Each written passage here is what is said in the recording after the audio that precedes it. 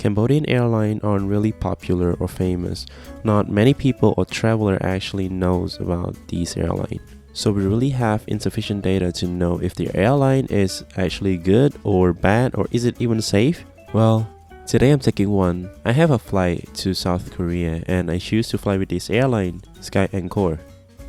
Today's trip starts at Phnom Penh International Airport, or how the local pronounce it, Phnom Penh. Since this flight will be operated by A320, the passengers not that much. There's a pretty long queue, but not really overwhelming. The check-in process was smooth, the staff was really proficient, so everything went smoothly.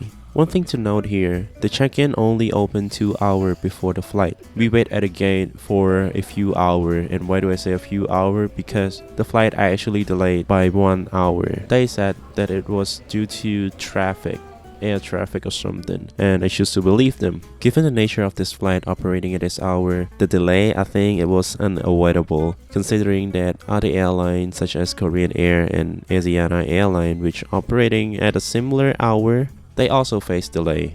And finally, we got to board the plane. Upon boarding the plane, I was greeted by a lovely and friendly crew. This A320neo has only one class configuration, which is all economy 180 seat. They do not have any business class seat or premium economy class seat, but they do offer a front seat, the bulkhead, for $50 per seat.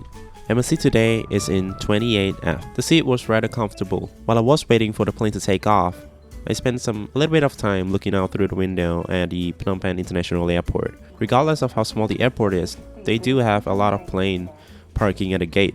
Not long after we boarded the flight, the crew starts showing the safety instruction. Just one thing to mention here, even though the airline is Cambodian Airline, which is based in Cambodia, the crew are Korean and Cambodians. Especially for this route from Phnom Penh to Korea, it is really convenient for Korean passengers to be on this flight. I will stop ramble now and let you enjoy the takeoff sound.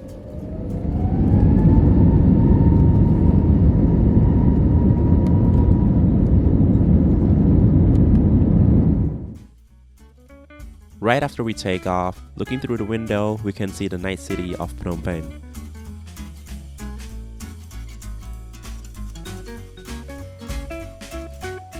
The moment the seatbelt sign turned off, I start filming for the review. The seat reclined as expected. The legroom was very nice considering that I'm 180 cm. There's also a USB port, which is a gimmick. It did not work on the flight at all. The tray table opened up just like any A320 would. It even slid in, so maybe you could have that food closer to you or something. But yes, the tray table was pretty clean and very new, I guess. And here we have an airsick bag with a airline logo branded, and this is the A320neo safety card, although it only say A320. Well, I mean, it's the same thing, right? Not long after we took off, the crew welcomed us with wet towel and a drink of our choice. There was a few choices, but I chose water. Meal is included in this flight, but it is breakfast. I knew this would be a potential issue, that's why I brought my own cupcake. About 30 minutes into the flight, the crew turned off the light and let the passenger go to sleep.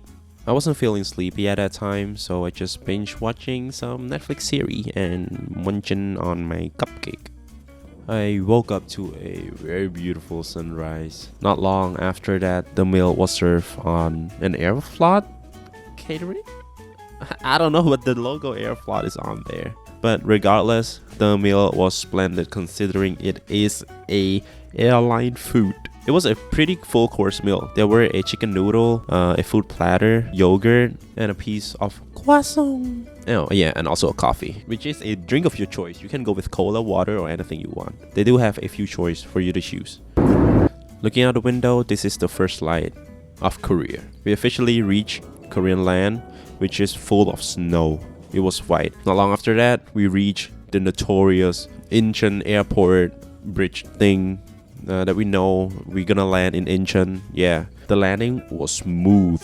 You might see my camera shaking here because I'm a bad cameraman, but trust me, it was really smooth. I know that landing smoothly, like a butter landing, has a lot of factor to do with it, but hey, I mean, this flight was smooth, so yeah.